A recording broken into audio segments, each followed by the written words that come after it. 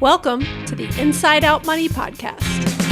Can't even recognize this place. Too many pieces of our past mistakes. Hi, I'm Maggie, and I believe real change starts from the inside out. So let's work together to improve our money and our lives from the inside out. We will explore all things money and our relationship with it. Join me each week with a rotating set of co-hosts, friends, and interviews. Let's jump in. It's time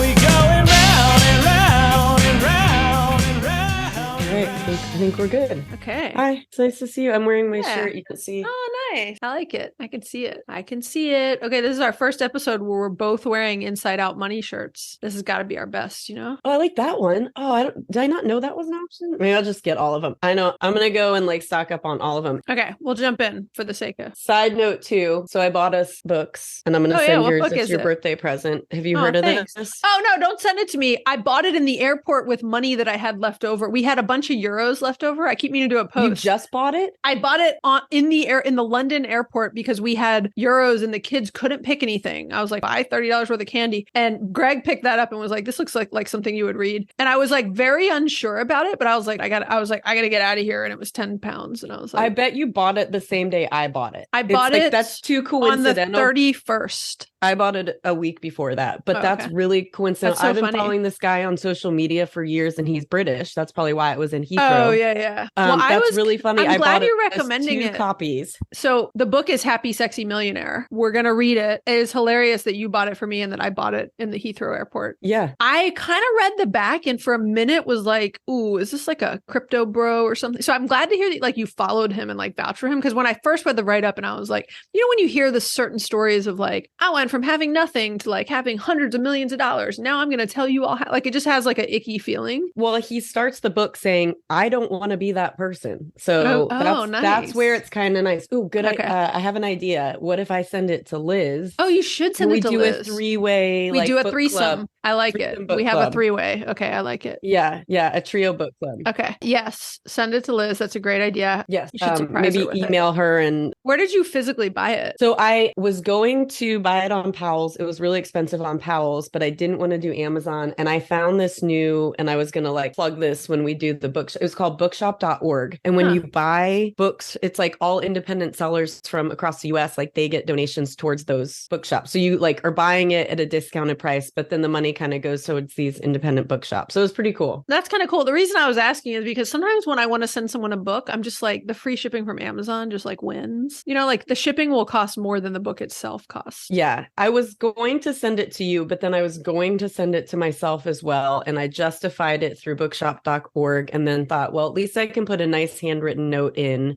when I send it to you. But now I won't. I'll just send you. That's so funny. I'm glad you showed me the book. But I'll send it to Liz now. Okay. I like it. Okay. So is there anything we want to preview together? Barbie was the only Oh, intro of yes. We both saw the Barbie movie. We could talk about that and then jump in if you want. Okay, let's do a hey though. Hey, Erica. Hey, Maggie. What's going on? Well, you just got back from a big trip and I missed you and I'm excited to hear about it sometime. I know. I feel like I haven't seen you in a long time because I was gone. We kind of did some pre-recording and I'm a little behind on episodes with you, but I hope people notice something special about today's podcast with you. You know what it is? I think that it might be, well, first I noticed you said you asked what's going on with me and I told you what was going on with you. Yes. So that was a twist. But also I'm hoping that the audio quality is much better. Yes. So yeah, Mama Tucker splurged and in the spirit of Die with Zero, which is really serious. I'm half joking, but it seriously is influencing me to spend more money lately and just certain areas where I'm overly frugal. I'm oh my God, I didn't realize the audio quality. I sent you a less expensive mic originally. I didn't realize the audio quality would be, you get what you pay for. Now I know. Good. It was a good microphone test for me. Erica now has the same mic mic that Andrew and I have, which I've had for a long time and love. And it is like the second you said a word when we got on the Zoom, I was like, oh my gosh, I should have done this from the beginning, and I feel silly. Yeah, we should have included the microphone in the Save or Splurge episode. We should have. And the thing is, it was like a lot of things where I try to save money, and in the end, it actually cost me more because I like bought you a cheaper mic. Then I waited too long to return that cheaper mic. And so now it's like, I should have it would have saved me money to just buy you the nicer mic from the beginning. And honestly, if I had known the quality issues, I wouldn't have. I just sort of was like, oh, I think it'll be good. And then I like realized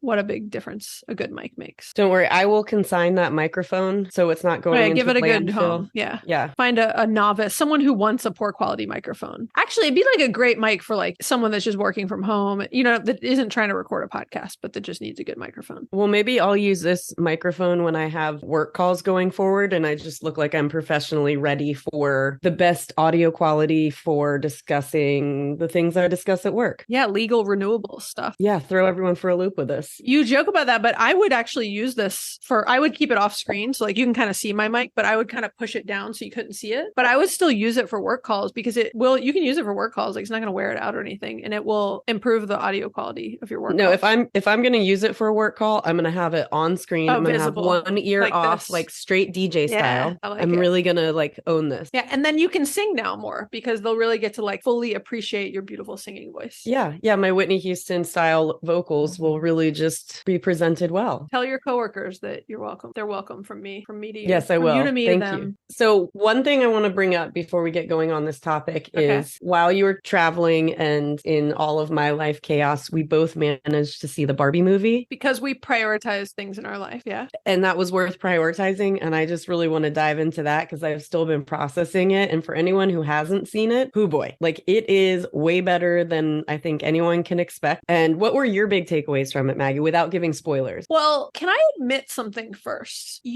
I don't really watch the news or keep up with a lot of cultural thing. I don't know the right word for that. Like I don't watch the news and I don't keep up with a lot of current events, if you will, for a bunch of reasons I could get into some other time. But it is a purposeful activity and approach. I get a lot of updates through talking to people and through Greg, and I read my Skim update most of the time. But that being said, I really didn't realize what the movie was about. I thought it was like a Barbie movie, you know what I mean? Like when I say just a Barbie movie, like I thought it was just like, oh, they made a movie about Barbie. And I kind of was like, I'm not going to watch it because of that. And I had no idea that it was like a feminist movie. I you know what I mean? Like I didn't understand that it actually was like a really well done and produced and had a ton of messages throughout it and lessons for my children and all of that. I just didn't know that. And so I went in knowing nothing about it other than everybody was going to see it and then my kids wanted to see it. And we were traveling and there was a rainy day at the beach and Greg was like, hey, there's a movie theater 15 minutes away and they're playing Barbie. And I was like, good for you, dude. Like you take the 4 women in your life to go see Barbie. Let's do it. Little did he know that he was going to be like lambasted throughout the entire movie. You think it was though? Because I didn't take it that way. And No, I mean, I'm also not a man, so I can't speak for men, but I will say I was discussing it before I went to see it with a former coworker who actually told me he listens to the pod. So shout out, Justin. Thank you. Hey, Justin. But he had nothing but great things to say about it. He is a man. He went with his wife and he, I don't know. We'll have to discuss it next time I see him. Like, did he like it just visually or all the content? But, I felt like it called out the double standards that kind of apply to both genders. Yeah, I agree. And I'm like half in jest saying that he got lambasted during the whole movie. And I think, by the way, I think Greg is like more of an Alan than a Ken for what it's worth. If I have to. I hope Greg never hears that. Really? Well, I said that to him after the movie, so he already heard it. Okay. Well, then that's funny. And, Greg's the type of person who will not be offended by it. Like all the men who have just been, like you said, blasting, but just, not happy with the way it turned out. And and it's because I think they are unaware of how women are treated in society. But to your counter of how you went in knowing nothing about it, I love pop culture. I do read a lot of news. I'm a news junkie, but this director has been someone I've been following for years. So she and her partner wrote this together. He's a man. So 2 of them coming at it together with their brilliant minds. I was like, this is not something I'm taking my kids to. This will not be what we think it's going to be. And then it went in so many different directions that just turned out to be a beautiful film. Yeah. I mean, to answer your question, which I didn't really answer, I thought it was fantastic. I thought it was like visually a beautiful film, which I think you mentioned, you said to your friend Justin or something, but it was just visually beautifully. It was like really well done and produced. And it was full of incredibly thought-provoking and thoughtful messages that I wasn't expecting because I didn't know what I was going into because again, I purposely don't pay attention to certain things. So I was like happy that my kids were seeing it. And I kind of made a few comments to the kids afterwards that some messages were like maybe over their heads. And then they were like, I don't think so. And we kind of had some really interesting conversations about it. I think it's a great movie to see with your kids of all genders. I really enjoyed it. And I thought it was like funny. It was witty. It tackled difficult, important topics and kind of broke them down in these like overly simplistic ways. Like the journey that Ken went through, I thought was like hilarious. And I can't fill in the other word for it, but it was hilarious and really just called out what our society has become. Yeah. But then they brought it back with the Barbie Ken juxtaposition of, just understanding where each person is coming from, where the other person, regardless of whether you're male, female, non-binary, like everyone has their own perspective and how they move throughout society. And so it really called out just, we don't know what other people are going through, Yeah, and it's funny because I think we both say like, we don't want to give it away, but yeah, it was a great movie. I would highly recommend. It was well worth the, somewhat expensive cost it is these days to go to the movies. Yep. It was very one of a kind. Who did you see it with? I saw it with, I won't say their names, but a high school friend who lives here and her husband. Okay. And so we went because the landlord it's not that he doesn't want to see it. He just isn't dying to see it in the theater. He's very selective about like what's a theater quality movie versus what can we watch at home and save the money. Hence landlord frugality. Wow, impressive. Yeah. So he was like, I'll watch the kids, you go. So none of my girlfriends were really like that dying to see it. And I knew that these two friends were, so I tagged along with them and they're big movie buffs too. So we had a lot of conversations. And then the one friend and I were just crying the whole time leaving. Like we ran into people afterwards and they're like, how was the movie? And I couldn't even talk. I was like still tearing up and choking up at like how much I loved it and did not expect like the emotional outlet that I was getting from it. I cried. I'm a big crier during movies. And I also was crying during multiple scenes, particularly some of the mother-daughter scenes. Absolutely. Yes. And my kid, like one of my kids in particular is always like looking at me like she's a like block of ice. Like every time I'm crying, I'm like, there's someone like, this is not the Barbie movie, but other movies where I'm like, there's someone dying. This is really sad. And she's looking at me like I'm ridiculous that I'm like, bawling over something. I mean, and she'll look at me like just like hard as ice. Like she would never cry over this. And I'm just like, just wait. Turn that you're not crying because this is like where is your emotion? That's what movies are great for. Sometimes it's hard to get emotions out in real life because you're just too overwhelmed by everything else that's going on that you're like, am I mad? Am I angry? Am I sad? Am I upset about something? I don't know how to like put the actual emotion onto what I'm feeling. And then movies just bring it out. I agree. And a good movie, like a good movie that gives me a good cry of the art. Like, an extra bonus. I tend to watch movies that involve like me uncontrollably bawling on airplanes for some reason. And same. On the way home from London, have you seen The Policeman, which has Harry Styles in it? No. It's really good. Sorry, it's not The Policeman. It's called you on British Air? I was on Virgin. Okay. It's called My Policeman. And it was really, I don't even want to tell you what it's about. It came out last year. It was really good. Harry Styles was really good in it. And I just was like bawling during some large chunks of it. And the guy next to me was just like, I probably just concerned for why I was crying so aggressively, but it was just. I do that a lot too. I cry. Okay. So speaking of crying, we should talk about today's episode, which I don't know, could make you cry. Weird segue, but yes, I agree. It was not a good segue, but it was a segue nonetheless. So today's topic is, what is your why? And this is something that we've talked about a lot. And this was a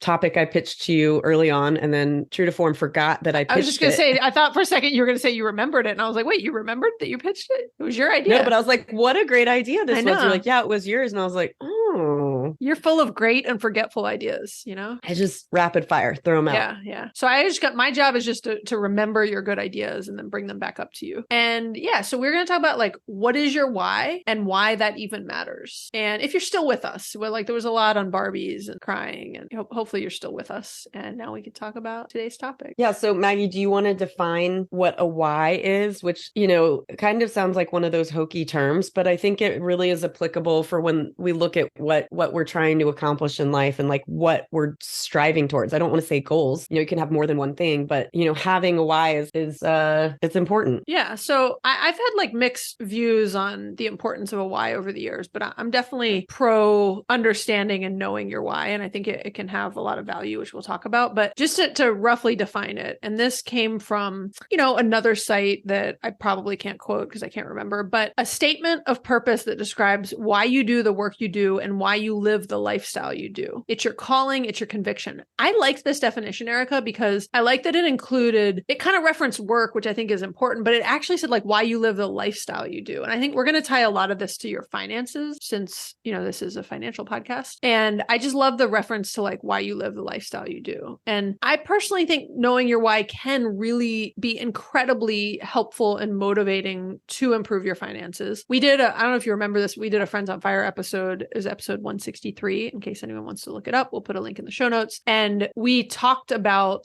the topic of the episode was how to get started towards financial freedom. But the number one thing we said was knowing your why, because it's hard, I think, like you referenced the word goal earlier, Erica. It's hard to achieve a goal if you don't have some sense of a why you want that goal and why that thing is important to you, I think. Yeah, I agree with that. And only until recently did I even really contemplate what my why would be. Like yours was so clear for so long that you wanted to retire early. You wanted that financial freedom. You had like things in your past that really guided you towards saving and investing to getting to the point where you could call your own shots. I had always had this, I'm going to be like digging out of this gender pay gap hole, just always kind of starting at like the bottom of wherever I was and not being as great as my money as I could be. And now I'm in a better place financially that way, but also just trying to get to, you save for retirement and then you retire. That's the story we've been told for so long. That's what we've seen modeled with our parents and people around us and,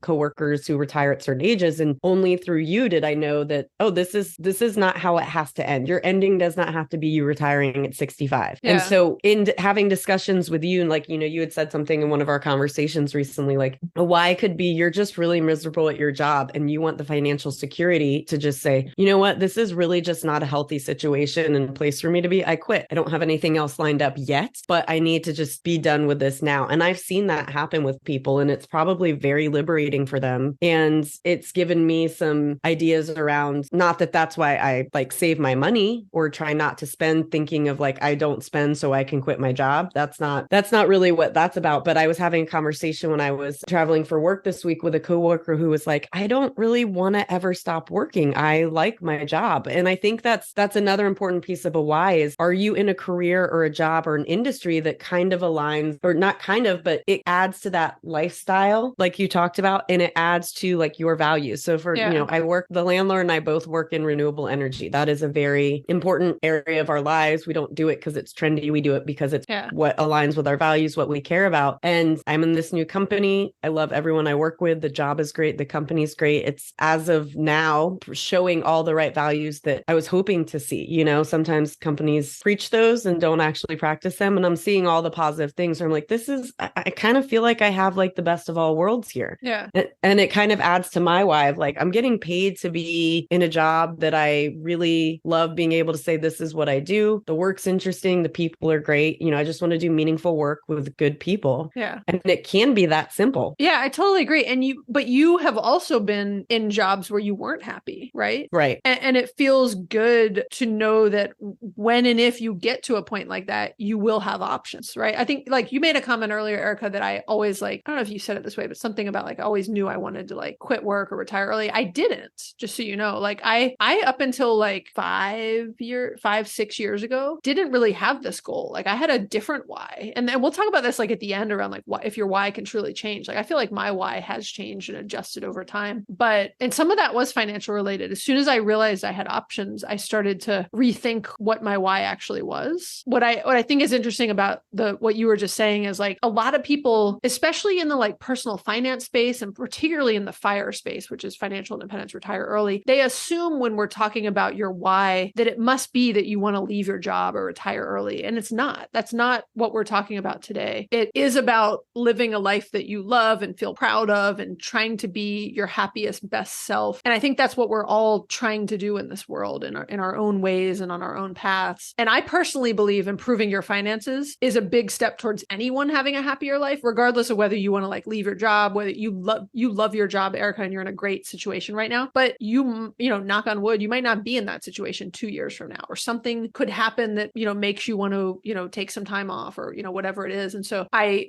do think there's just this concept of that there's value. It is important to know your why, right? And I think many would say that it is an important first step towards living a more intentional and happy life is spending some time kind of thinking about your why. Erica, I know we were just talking about books. I feel like we have not had this conversation, but you know who Tim Urban is? No. Okay. He wrote, you might remember this blog post because it's from, God, I actually got to look up what year it's from. It's really old. It's from 2014. So it's almost 10 years old. He wrote he's a writer and a blogger and does some illustrations that support, you know, his point that are very impactful. But he wrote a blog post called, he runs a blog called Wait But Why. And he wrote a blog post called Your Life in Weeks. And he basically, like, it's worth going to, we'll put it in the show notes. You should go look at it now, Erica, if you have a second. But he broke down in this like color coded view, like how much time you actually spend with your parents. What, like you have like 18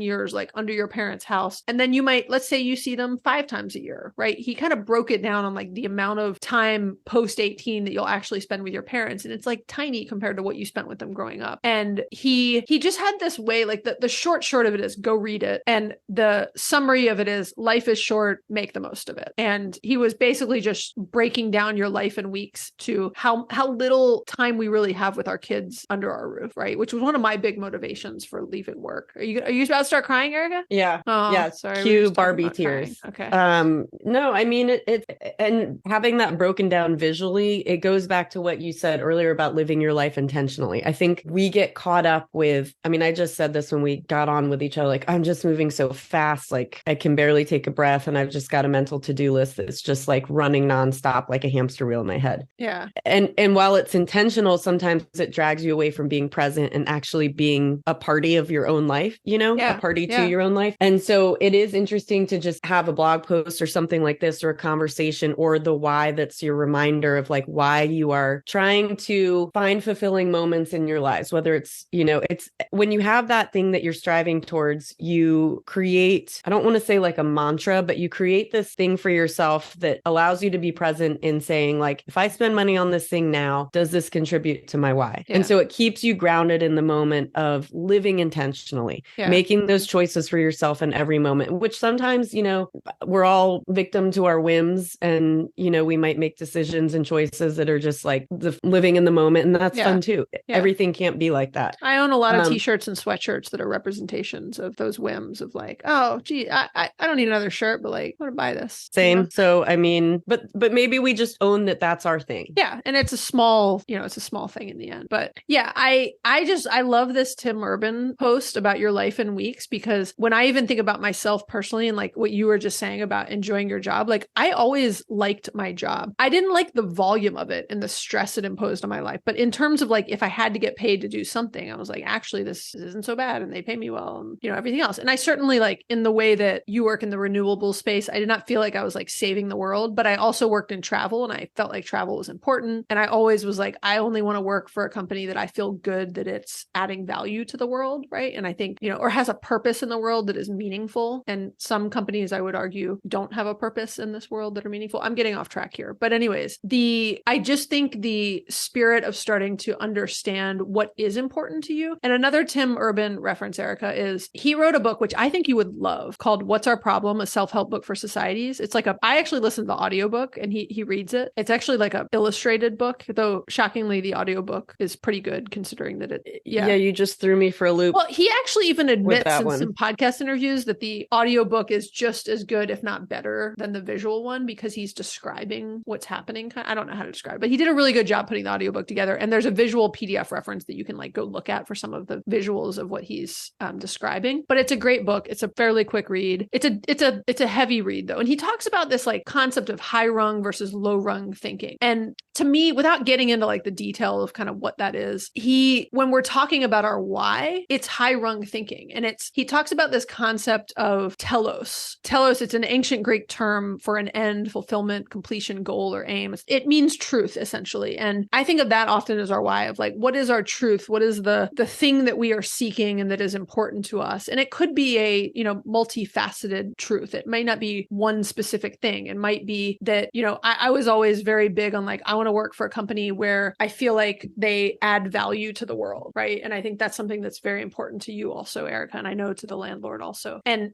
so that could be an important piece of your truth. And I like this term telos and the concept of truth because it just makes me think of my why. And it is very in the spirit of like what he talks about in that book. It's high rung thinking to figure out your why. It's low rung thinking to just live your life and not have some of those more introspective, deep, soul searching thoughts of like, what's really important to me, and to just keep spending money thoughtlessly and non-intentionally, and to not really like put the work in to figure out what matters to you, if that makes sense. Yeah, it does make a lot of sense. And kind of going back to what you said about your job and how your why wasn't the same thing over time. And even since you've retired, your why, I think, has shifted a little bit. But it goes back to the concept that we've always seen that I mentioned earlier of you work really hard, you provide for your family. It was very simplistic. It might even be low rung based on how you described it. But within that, and I think like COVID nature and working from home has shifted this too. Like a lot of people's whys, the like outward why of like, I want to be successful in my career has taken more of like a backseat to, no, I want to be a really good present parent. And that was something that was always really important to me because my parents could not leave their jobs to come to different school events, and somehow other people's could. And I remember them not being there. And so when I had kids, I was like, I will be there. My kids aren't going to be the last ones to be picked up at daycare. I will be present in the way I can. And where it was taboo to say that in job interviews, and I'm like, no, I'm putting this forward, like I don't like identify as a mother first and foremost, but it's become more of my identity. And especially in a corporate world, and now that it's balanced out where men are allowed to take paternity leave, now they get to play that role as well. And the balance has shifted, aka Q Barbie showing that. I think all roads lead to Barbie. They do. I think we have a lot in common just in terms of like how we were raised and our feelings about, our parents not being there as much as we had, still providing for us, and we had what we needed, but like weren't physically and mentally as present as we might have wanted and as we saw some of our friends' parents. And that has impacted how we are as parents and some of our why and some of our priorities and, telos, if you will. But one thing that I just think is interesting that I was just thinking about as you were saying that, and you were saying, some people just like have to work to support their family. And most people do, honestly. I will say, there's some people who might think like they can't afford to have a why, right? They just have to like, they have a job because they have to put food on the table. They have to, keep a roof over their heads, and they're just trying to get by. And look, I'll be honest, I'm not, I think you and I, Erica, both come from a place of privilege where I'm not even as equipped to talk about someone who is in that scenario. But I would say you can still have a why that is tied to the reality of your circumstances, right? If that makes sense. And it can evolve over time, which we'll talk more about. Like, we can talk about it now, right? Some people think your why, like Simon Sinek, who's like kind of famous for talking about a lot of why stuff, he said that your why can never change, like, because it's kind of who you are. And like, I don't agree with that at all, for what it's worth. Yeah, I'm with you. I disagree with that. I mean, it's like what happened to the evolution of how we live our lives. Yes. And it's we're like humans. We learn new things. We evolve.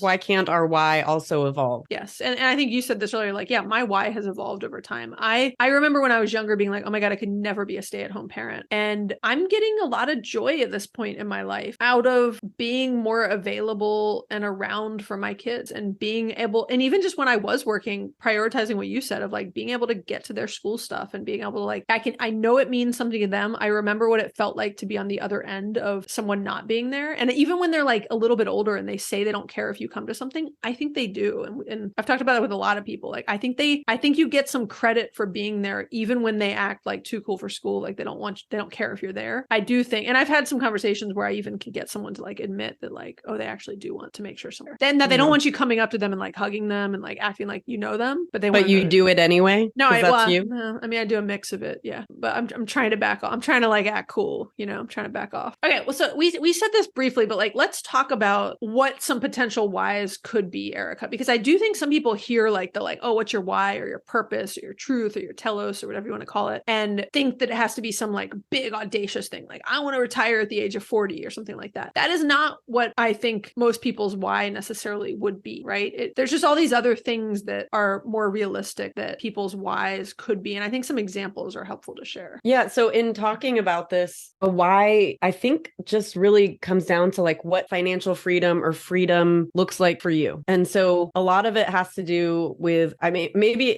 this isn't for everybody else, but I think like that having a job and how we earn money, that, you know, that's how you get through society. And so that I tie things to the why and then what stems off from that. So, you know, like an example here is like you feel better, more confident daily. Like I'm really happy in my job. I have a confidence that I didn't have when I was unhappy in my prior job at moments. You know, there's certain things that you get from, and I don't want to call the job the why. That's kind of like the thing that you have to get to your why. Do you ever hear the like, do you live to work or do you work to live? Yeah. And I didn't want to say that, but that's exactly what it is. So it's like the work is not the why. The work is like the have to. There's probably a better word for that. But I think that it's the thing that provides us with a paycheck, to just break it down. Yeah. And then that paycheck gives us certain things, you know, however you get your money, however you earn your money, it's your why of how you spend it or don't spend it and what you do with it. And so I think a lot of it for me it comes down to like, it's not about the job. You know, I do feel fulfilled in my job. I am compensated fairly, which again, like comes to our privilege of how we got to where we are. But how, you know, and I think this Happy Sexy Millionaire book will be a really good one, because it says like, even if you become rich, it doesn't necessarily mean you're happy. You know, that's where you said you can find happiness at whatever your circumstances are, you can create your own happiness. I think it's how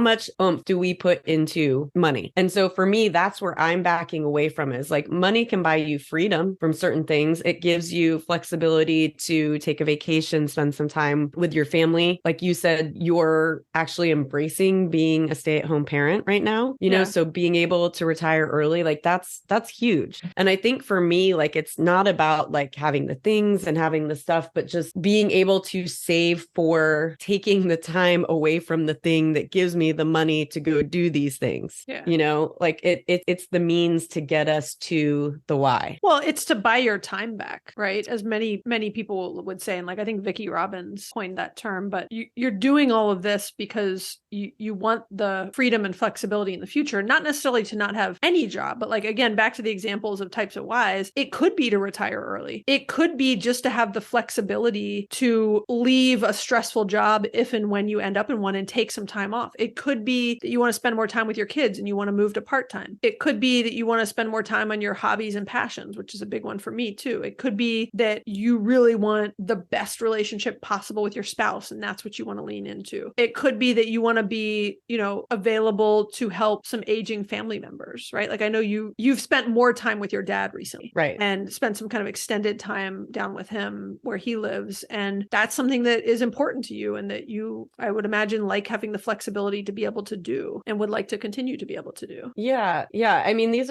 are all like very important whys, and you know, again, like you can, for everybody, their why is going to be different, and there could be even like subsets within what we've said. And that's why I do think, yeah, it does evolve for us, because as we evolve in life, you know, like your why right now is focused on, or maybe one version of your why is being present with your kids. That's also an important one for me. And then, yeah, as our parents get older, that's going to be another version of this. So it's the evolution of like what our values are. You know, I think our values can stay the same, but then how we present them into what we create for ourselves, that adds more to the why. That's where the evolution of it comes in as we get older. Yeah. It's interesting. Like, as we were talking about this, Erica, I was thinking about how there might be some people who are, you know, very prescriptive and are looking for like, is this supposed to be a purpose statement? I think about different exercises I used to do at work where like they almost could give you a script of like, you should be able to fill in, you know, this statement about yourself. And for me, I'm less prescriptive on like your why needs to be a one sentence statement that you could, you know, read off on an elevator pitch if somebody asked you for it. I more just think it's something that, again, can evolve and change over time. And I've seen mine evolve and change over time, but it's just something that you know in your heart of hearts, right? You know inside you. You don't necessarily, I'm not sure I could like verbalize my why right now, if that makes sense.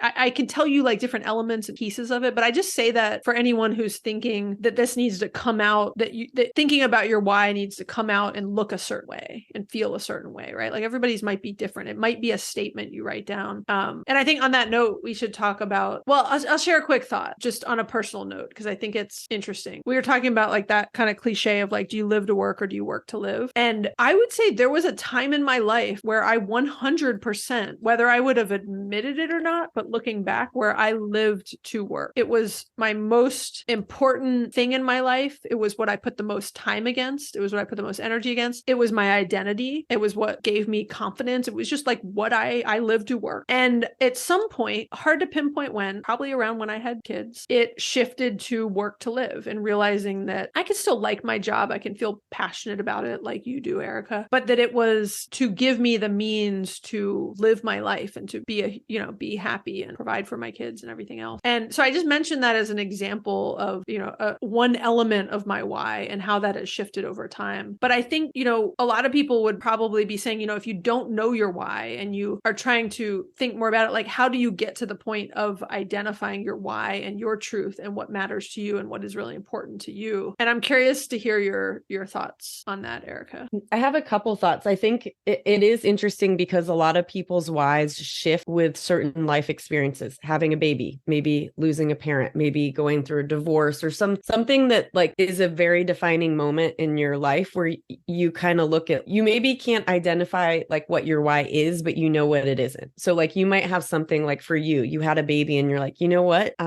This is more my why and my job isn't. Well, I don't know if you were talking about me, but I had a baby and a divorce around the same time. And so as interesting, both of those did in fact influence my evolution, if you will. And you just said it may be more about what it isn't than what it is. Like, I love that. I think that's something that a lot of us realize, like, yeah, you're not going to have like this mission statement or something that you can just pinpoint. Yep, this is my why. This is a thing. I don't know what it is, but I know what it isn't. And that's the thing that helps you kind of figure out, like, I'll have experiences or things that I'm doing where I'm just like, I don't really know that added value. And so I'm just not going to do that again. I think we're at the point where, you grow, you age, you mature, you get a little more confidence in like what really matters to you. And that's where you could say that doesn't matter to me. And so I'm going to steer myself towards the things that do matter, or just trust gut instincts of, I won't know until I go through with this, but then I can just kind of cross that off the list of, nope, that's not part of my values. That's not going to add to whatever my why may be. Again, I love the knowing what it isn't might be one of the steps to starting to figure out what it is. And I know,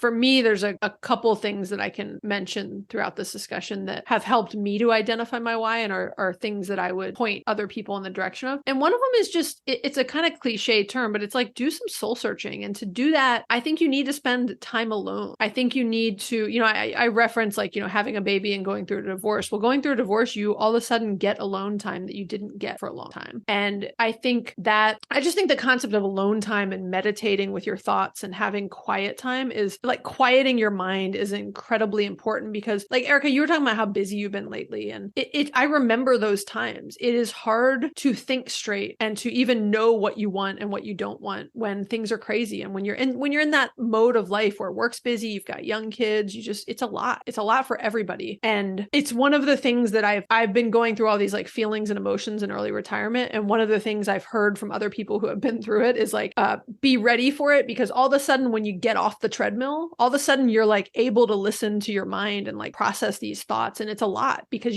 when you were working and when you were busy, you didn't even have time to think about it. You just were like, I got to get to the next thing. I got to do the next thing. I got to go pick up my kids. I got to go do this. I got to make dinner. I got to go to bed. I got to do it all over again. And it is what it is, right? It's a phase in everybody's life, or in many people's life. But I think my point is like the value of even just getting an hour to yourself to thoughtfully think about this topic is the first step, I think, in starting to put some thoughts against this. Yeah, you're exactly right, because what you just described, that is not my why. Like that's not what keeps me going. It has to, because it's kind of fight or flight, but it's not how I choose to be, So I found this one article, and maybe we could put it in the show notes. It's from Clever Girl Finance. And it kind of goes to what money values are, but it ties in with the why. It's like people are motivated by different things and how you use money as a tool. So for example, like people might be motivated by the idea of using finances to create a safe and stable life for themselves and their families. So that means security is one of your values. That might be part of your why. Or if you value experiences, you'll spend money on things like travel and events where you create memories. Or,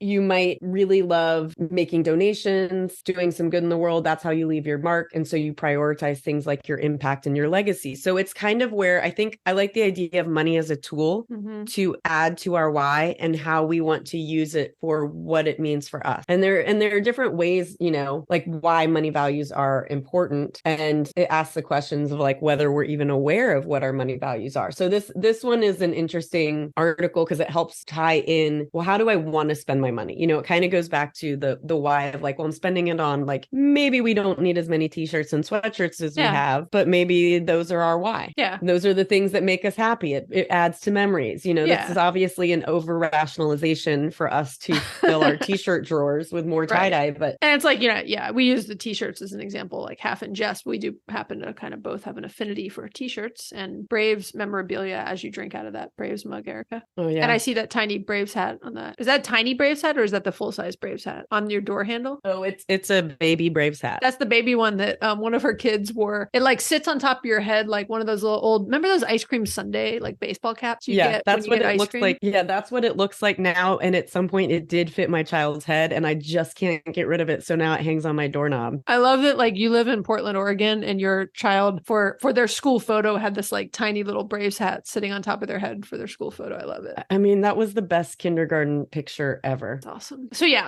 on the Clever Girl Finance reference, which we'll put in the show notes, I think one of the biggest things, like if you need help figuring out your why and like putting some time and energy against this, in addition to just carving out the alone time and the quiet space to think about this, I think reading some different books and blog posts and YouTube videos and other things are one of the other biggest things I'd say to help you identify it, because you'll have some people who arguably are better at this than Erica and I that will help you think about this. And one of my favorite books is Designing Your Life, How to Build a Well-Lived, Joyful Life, which Erica, I feel like I should send you this. I feel like you would actually really like it. I would like it. One of the, as soon as you send me Sexy Millionaire, I'm just kidding, which you already have. Already have. Well, I already have. But when we were talking about, I don't even think we said the name of the book, which is Sexy Millionaire. But Happy Sexy Millionaire. Happy Sexy Millionaire. By Stephen Bartlett. And the irony is I bought 2 copies, one for me and one to Maggie, for Maggie for her birthday coming up. And I was going to have us do a book club. While she was traveling, she bought the same book very randomly because she needed to spend some euros. She'd never heard of it. It was a frantic 2 minutes in a shop in the Heathrow airport where I was like, we need to get rid of 30 euros. And I like picked up a couple books and the kids bought some chocolate. I mean, to me, that is just uncanny irony. It is.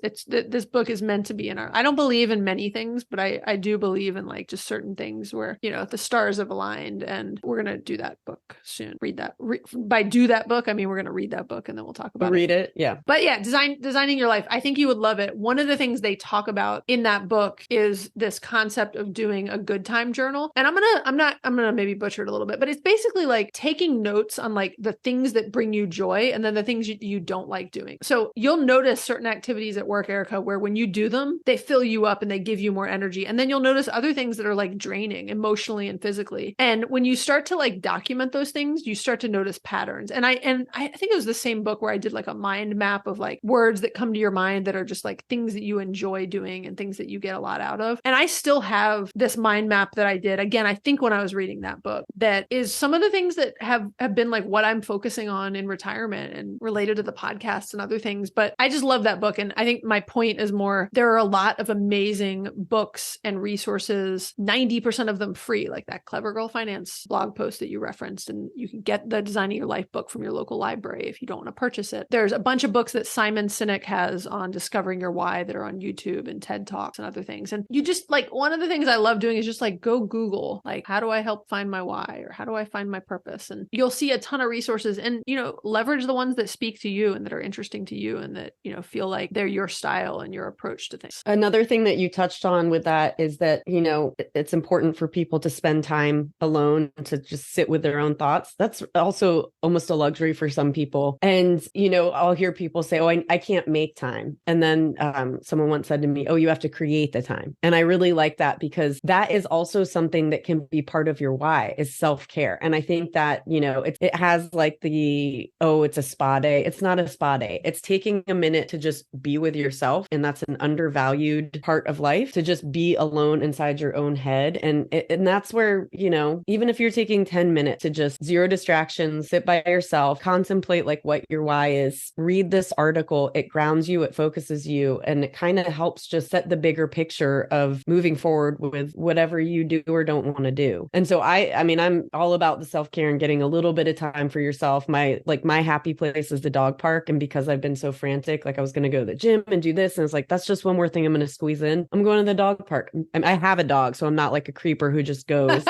So I'm taking my dog. You're taking your dog to the dog I'm park. taking my dog to the dog park. But even if you didn't have a dog and you just love dogs and you couldn't have, go to the dog park. I mean, when we were between dogs, I definitely would like make my friends with dogs meet me there. Cause again, like a little less creepy than me going by myself. But so I'm taking my dog to the dog park to just take a minute for myself. He needs that exercise. He's on a diet. It's my happy place to be there. And so that's what I'm creating for my time to like help find my why. I know that makes me happy. I know that's one little piece of what my big why is, which TBD what that even is. But I think it might be as simple as like, I just want to feel good throughout the day. I want to minimize my stress levels. I want to just like be a contributing person in society in a positive way, and putting myself in a dog park, saying hi to people who are all friendly. Cause like, you can't be mad at a dog park. It's just impossible, Erica, one other interesting thing that I actually saw this in a Simon Sinek video that I hadn't thought of is if you're really struggling on kind of who you are and what's important to you and what your purpose or why is, one of the things he mentioned was like, ask your closest friends, because things that you may not, I thought that was just an interesting thing. Because I was like,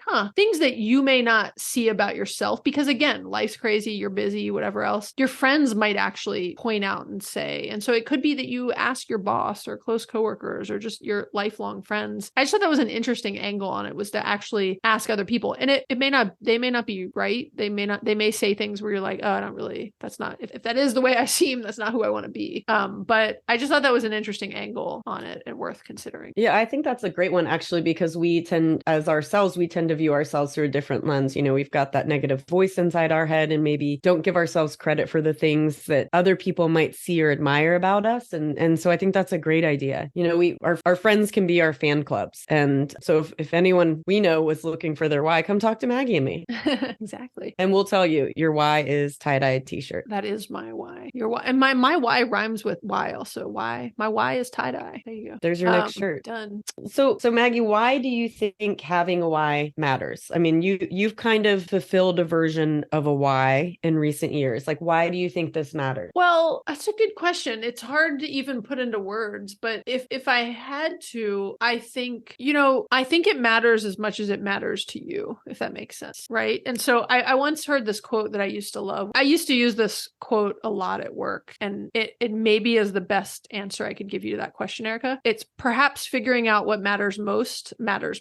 It takes a minute to like digest that, but it's kind of back to the idea of like some quiet time and solitude. And like we live in such a noisy world and there's so many things going on. And it's one of the reasons I don't consume a lot of news, by the way, back to the very beginning of this Barbie conversation. It all ties back to Barbie, tied to why I didn't know what the Barbie movie was about. But it's just the idea of, understanding what matters most to you is what matters most. It's what I love about meditation, right? The idea of having some quiet time for your mind for you to like quiet the monkey mind and really think about what matters most to you. It is hard to live an intentional and meaningful life because you're on the treadmill, right? You're going through the motions and you haven't taken the time to stop and be intentional and think about what matters to you. And so I don't know if I verbalized it, but like that to me is why having a why matters. Yeah. And it kind of goes back to like being present in your moment to know that this is something that's important to you. Like I'll travel somewhere and be like, wow, I feel just really happy in this place. And you like thinking about retirement, like it's fun to kind of glamorize, like maybe we buy a house on a lake or something like that. And so there have been some places in the Pacific Northwest where I visit. I'm like, I could really see this being where we spend some time. I mean, the landlord has to be on board with the decision too, but there's just something about how I feel in this moment and where it just like hits you like a rush of I'm happy in this place, and whether it's like at work, I'm happy in my work and I'm happy in this moment with my kids, like prioritizing, like missing things because I don't want to miss out on things with my kids or just other things like that. It's really important to know that those are the things you're working towards. And for me, this was a good exercise for me because I've always just been an instant gratification person and I don't know what I'm saving towards, but I know eventually eventually I will. And I don't want to be like, ooh, I wished I'd been saving all this time instead of spending it on, what was the phrase used before, like with the microphone example,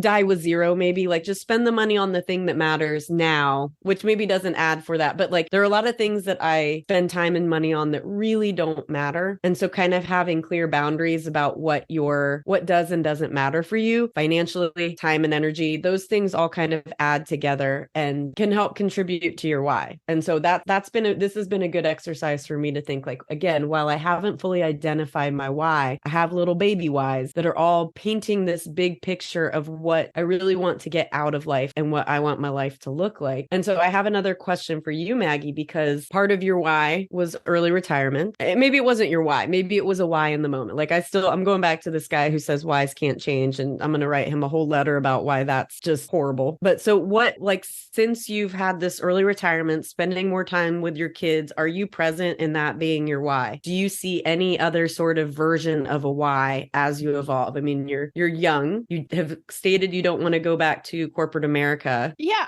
I'm not putting like too much pressure on myself to define a why right now, but I know like a lot of my baby whys, like you just said, Erica. So I was always, just to like kind of go back and I'll come around to answering this, I was always very frugal and saved a lot. And I didn't quite know what I was doing it for. It was just kind of the way I was wired. And eventually, the more I continued to advance at work and the more stress and demands on my work life, the more I was like, oh, wait a minute, I actually don't have to do this. Like I have the money to be able to, I started to realize maybe 5 or 6 years ago that if I continued to save aggressively, I could early retire. And then all of a sudden I was like, oh, that opens up a world of possibilities. And so I think, this podcast is a huge piece of my current why, quite honestly, is I've realized the benefits of managing your money, and not necessarily for an end goal of early retirement, but of improving your finances to be able to have more freedom and flexibility in your life. I've seen the benefits of that firsthand. I've seen it with other people. And I am very passionate about helping other people realize that, which is why I do this podcast and don't make any money off of it and don't do ads and just do it the way that we've been doing it with Friends on Fire and then now with Inside Out Money. And I've gotten a lot of benefit and, there's been a lot of positive elements that is added to my life. And so it is one of my whys right now. It's one of them, right? I also want to spend more time with my kids. I like giving back in my community, right? If anything, I actually have a problem of having like too many whys. Like I almost have to like spend, one of my things in early retirement that I've talked about a lot lately is I got overcommitted way too fast in early retirement and wasn't really happy, was giving too much of myself to everyone else and actually not doing some of the things I said I wanted to do in early retirement that were for me and my kids and my closer relationships, like my, parents and close friends and family. And I actually wasn't doing what I had intended to do in early retirement. I was veering off track, and I've had to catch myself and stop myself. And it's a journey and an evolution. And so I am still figuring out what my why is in early retirement, and it will continue to evolve. And I think it should, because this is a very big transition, a new phase of my life. And as I start back to the like designing your life book, which I really like, you don't really know if you do or don't like something till you try it. So I'm trying some things and realizing like what is working and what isn't working. And that is a huge approach and piece of that book. And so I really cannot recommend enough how good of a book that is, especially if you're in any way wanting to like make some changes in your life. And so, yeah, I mean, that was a long-winded answer to my why of, yeah, I have new whys. They're kind of, evolving and creeping up every day. And again, I love what you said about some of it's figuring out what you don't like or what it's not, so you can figure out what it is. And so I'm slowly kind of ruling things out and putting more things on the like, hey, this brings me energy and makes me happy, and this drains me and makes me unhappy. Yeah, that's really interesting. I like hearing your kind of thinking around how you've retired, and just to kind of wrap it up with that, with sometimes you have to make a change or try something new just to see. There's a quote from a show I heard that was very simplistic, but things don't change if things don't change. And a lot of times we won't know how to even find the thing that does fulfill us and give us that sense of purpose unless we create a change for ourselves. And I think, it all kind of just comes with challenging ourselves for all these things. It's all like keeping yourself grounded, challenging yourself for what you do and don't want. And, trying to find what that vision and that, I don't want to say purpose is, that's overly simplified, but what your conviction is, was from the quote you said earlier. And I really like that word. I think that's a really strong word for what we're talking about. Yeah. And your truth. I think when I use the word conviction, it was around the truth telos word. And yeah, this is a good discussion, Erica. I think we should. Oh, sorry, go. No, go ahead. No, you go. I thought you were, I was just going to say, yeah. I was just going to say, I think we should. I always like struggle with how to wrap up certain things. This is You one of should those. use a segue that was as good as the one from Barbie. Oh, into, okay. Yeah. Okay. I'm good with the segues. This is one of those conversations that I could have for hours. And I wish we were in person and you didn't have to go back to work and we could have a glass of wine and a beer and go deeper on this. But we do have to wrap this up at some point. I hope this, and let's have that point be now. I hope this was a helpful discussion of just, again, back to the point of as you're thinking about what's important to you and what really matters in life. I still go back to I love the quote you just said of things don't change if things don't change. And I forgot until we were towards the end of this episode about this quote that I used to use all the time in certain work presentations of perhaps figuring out what matters most. And I do think that's the point of kind of the spirit of why or purpose or your conviction or your truth is what matters to you and living your life aligned to what matters to you and making thoughtful decisions to push yourself in the direction of more things that matter and less things that don't matter, right? And figuring out what does matter to you and what doesn't matter to you. And creating boundaries around when you've identified that, don't allow yourself to fall back into the things that don't add value, because that's going to distract you from the things that do add value and bring you towards closer to your goal of finding your why, adding to the baby whys to create the bigger why. Yeah. Boundaries is a great word. We could and should probably do a whole episode on boundaries. Yeah, that's a good one. Okay, well, I'm loving the new mic. It's like a whole new Erica. Do you want to sing us out on this one? Ooh, I was singing some Mariah Carey earlier this week on a work trip, but my voice is a little flat and I'll save it for next time. Okay, but on that note, can we talk about one of the best parts of the Barbie movie? Which one? Come on. We're talking about Indigo Girls. The Indigo Girls song. Oh my God.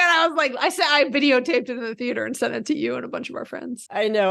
When we left the theater, because the Indigo Girls are just there are people and we're big Indigo Girls fans. We grew up in Decatur around the time when they were getting big. I don't know, they might have already been big, but we grew up. That was what we jammed to in high school and college and in our 40s. We've been to a lot of Indigo Girls concerts. I've been to one in Portland with you, Erica. It was a lot of fun. We love the Indigo Girls. And actually, when we left the movie, I asked my friends, "You guys just want to go home and listen to Indigo Girls and cry? Is that how we're ending the night?" Because that's what I feel like. Yeah. So go see Barbie. Maybe Barbie will help you discover your why. Maybe we could do once Barbie's been out for a while and people had a chance to see it, maybe we could find little whys, baby whys within baby Barbie whys. Baby Barbie whys. Yeah. Yeah. I like that. Not Barbie babies, which I didn't even learn. I learned some history about Barbie, by the way. With I didn't know there was a pregnant Barbie. Midge, the pregnant Barbie. I've learned a lot through social media and through the Barbie movie about the history of Barbie dolls, because I will admit, I played a lot more with my brother's G.I. Joe dolls than they weren't dolls, I guess. G.I. Joe figurine, whatever they were. Let's call them dolls. Okay. Why does doll have to be gendered? Well, I just wasn't thinking they didn't look like dolls. They were hard pieces of plastic, but. Well, that's what Barbie is. Oh, that's actually fair point. Fair points. Yes. Okay. So let's wrap this up. Go see Barbie. Maybe Barbie will help you find your baby Barbie wise. And